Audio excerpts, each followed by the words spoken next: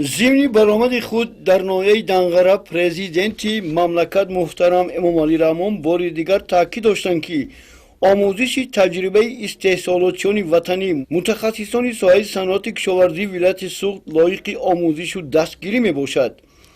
با مقصد تطبیق عملی دستور هدایت‌های سازنده بنیادکار پیشوای معظم ملت محترم امامعلی رحمان 20 نفر صاحبکاران ولایت ختلان با اقدام پالاتای سودا و صنعت اساسیت زنان صاحبکار ولایت ختلان در شهر و ناحیه ولایت سوخت شده با تجربه دوستان سوختی از نزدیک آشنایی پیدا کردند.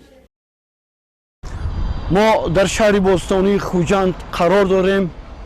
این گوشه تاجیکستان صاحب استقلال با شرافت استقلالیت و عزم و تلاش های اساسگذار صلح و وحدت ملی پیشوای ملت محترم امامعلی رحمان سال تا سال آباد و زیبا شده ایستاده است.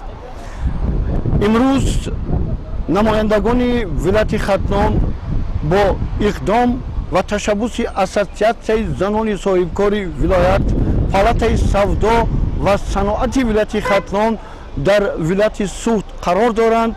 هدف اساسی این واخوری ها، این همایش ها، این بازدید ها آن است که ما از تجربه همدیگر بیاموزیم و رفت و آمد جانب ها را در تمام گوشه و کنار مملکت تامین کنیم به خاطر پایداری صلح، به خاطر تحکیم استقلالی دولتی، به خاطر رشد و شکوفایی تاجیکستان محبوب. نمایندگان ولایت ختلان را در شهر باستانی خوجند سر اول دیرکتور پالاتای سودا و صنعت ولایت سوخت محمد جانف، معاون رئیس شهر خوجند فیروزه نورالله‌زاده صمیمانه پذیرایی نموده این اقدام را در رشد صنعت کشاورزی، تحکیم دوستی و برادری، آموزش تجربه همدیگر مهم ارزیابی داشتند و مهمانان را از نام رهبریت ولایت و شهر خوجند صمیمانه خیر مقدم گفتند. چون رمز احترام و خاطره نیک از جانب نمایندگان ولایت ختلان به مسئولین تحفه‌های خاطروی تقدیم کرده شد.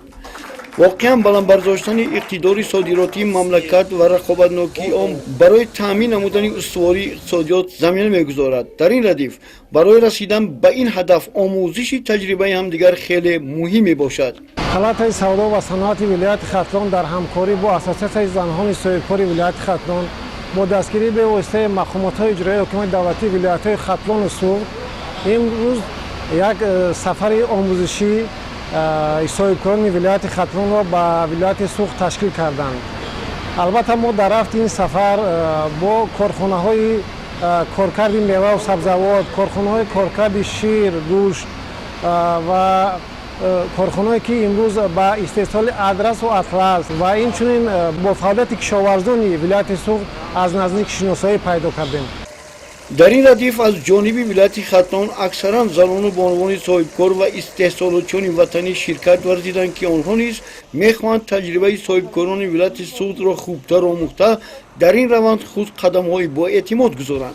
هدف اساسی ما این است که ما از اینجا در کارخانه‌های صنعتی را دیدنی کنیم و خواجگی‌های دهقانی از تجربه بای همین صاحبکاران ولایت سوخت ما تجربه گرفته همیشه کارخانه‌های صنعتی کلان در ولایت ختلان هم تشکیل کنیم. در این سفر نمایندگان ولایت ختلان با فعالیت امروزی در مانگاه خوجند مرکز تشخیصی و طبابتی شهر که تازه بنیاد و بازگو به طلبات جهان معاصر می باشد، مؤسسه خصوصی جمعیتی دارای مسئولیتش محدودی افسانه، مرکز تعلیمی استحصالی به نام زلفیه بحریدینова که به استحصال اطلس و ادرس و متاحهای یک رنگه مشغول می باشد. فعالیت جمعیتی دارای مسئولیتش محدودی پارسای خوجند که با رمز فیض رسول 15 نمود محصولات شیری با تکنولوژی نوترین استحصال می نماید. کارخانه جمعیتی دارای مسئولیتش محدودی سخا و کی شهر گلستان که به استحصال 10 نمود ظرف‌های شیشگین مشغول می باشد. فعالیت امروزی جمعیتی دارای مسئولیتش محدودی سیردریای شهر خوجند که به استحصال آبهای تشنه شکن، افشوره میوه و سبزیجات و بند و بست مشغول می باشد. کاری مؤسسه دولتی باغ ملی وحدت چایخانه ملی نزد مؤسسه نامبرده ناحیه باباجان غفورov که با اصول نقاشی و کنده‌کاری مفتون کننده می باشد. гармхонаи инноватсионӣ ва боғи интенсивии соҳибкори муваффақ Саидмурод Давлатов дар ноҳияи Спитамен ва ҳамчунин фаъолияти ҷамъияти дорои маслиҳаташ маҳдуди ҷаҳидаи ноҳияи Зафаробод ки ба парвариши бузҳои зотӣ чирдиҳандаи зоти алпин машғуланд, боздид ба амал оварда аз таҷрибаи мутахассисон, соҳибкорон ва истеҳсолотчиёни вилояти Суғд бисёр навоварӣ ва пешрафторро омӯхта бо таассуроти нек ба хатлонзамин баргаштанд.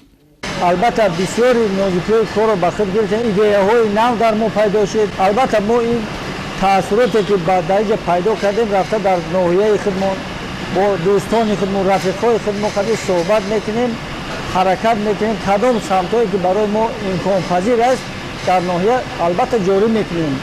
воқеан ҳам истиқлолият ин гӯшаи диёрро ба як гӯшаи ободу пешрафта мубаддал гардонд. имрӯз соҳибкории тиҷорат дар шаҳри Хуҷанди Бостонӣ ва ноҳияҳои атрофи он дар ҳоли рушд қарор дорад ва мо имрӯз таҷрибаи дӯстони суғдиро меомӯзем ба хотири он ки шукуфоӣ ва пешрафти хатлонзаминро ҳам таъмин кунему дар рушду таҳкими истиқлоли давлатӣ аз худ як ҳиссае гузошта тавонем. Саидзода Шералӣ, Фахриддини Гурес, Намозали Эргаш аз вилояти Суғд барои барномаи иттилоотии ахбор.